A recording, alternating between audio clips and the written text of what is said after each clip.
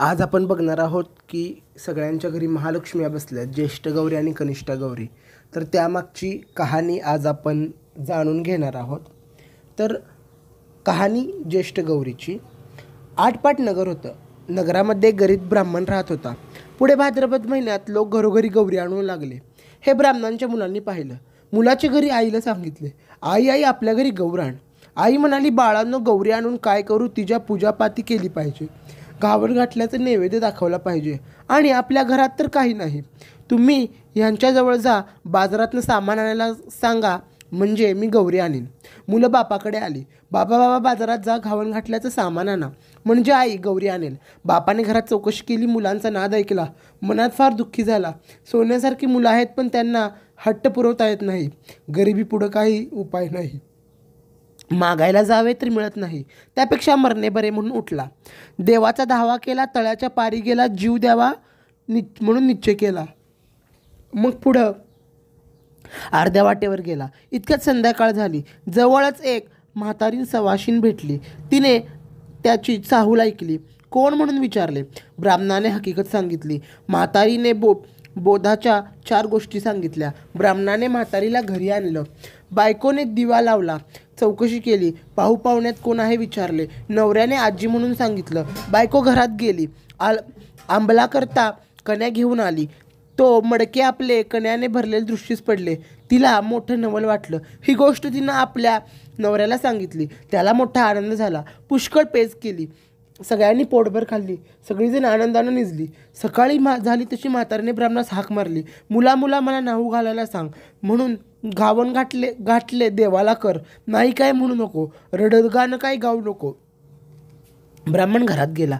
असे म्हणून उठून अगं ऐकलंस का, आजीबाईला नाहू घाल, असे म्हणून आपण उठून भिक्षेला गेला. पुष्कळ भिक्षा मिळाली. भरपूर गूळ मिळाला. मग सगळे सामान आणले. ब्राह्मणाला आनंद झाला. बायकोनं स्वयंपाक केला. मुलं बाळा पोटभर जेवली.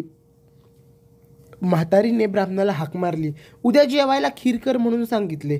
ब्राह्मण म्हणाला, आजी दूध कोठून आणू? तशी म्हातारी म्हणाली, काय काळजी करू नको, आता उठ आणि तू जितक्या गाई म्हशी पाहिजे असतील तितकी खुंट पूर, तितक्यांची दावी बांध. संध्याकाळी गोरज मुहूर्तावर गाई म्हशींची नावं घे, हाका मार, म्हणजे तुझा गोटा भरेल. त्यांचं दूध काढ. ब्राह्मणानं तसं केलं. गाई म्हशींना हाका मारल्या. वासरेसुद्धा धावत आली. ब्राह्मणांचा गोटा गाई म्हशींनी भरून गेला. ब्राह्मणाने त्याचे दूध काढले. दुसऱ्या दिवशी खीर केली. संध्याकाळ झाली तशी म्हातारी म्हणाली, मुला मला पोचती कर. ब्राह्मण म्हणू लागला, आजी तुमच्या कृपेने सगळे मला प्राप्त झाले, तुम्हाला पोचती कशा करू? तुम्ही गेल्या म्हणजे सर्व काही नाहीसे होईल.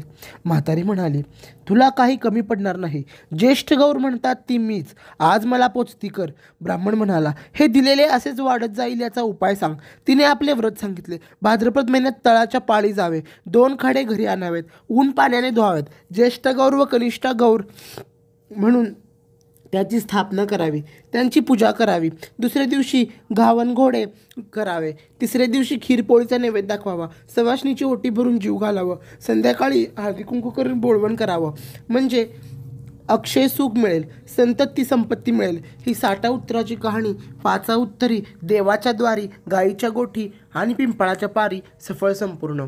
तर आता आपण ही ज्येष्ठ गौरीची कहाणी जी आहे ती ऐकली. आता आपण पाहूया की आपण महालक्ष्मीच्या वेळेस दोरे जे घेतो ते दोरे का घेतो, कशासाठी घेतो, त्या दोऱ्याचं काय महत्त्व, हे आपण दुसऱ्या भागात पाहूया. धन्यवाद.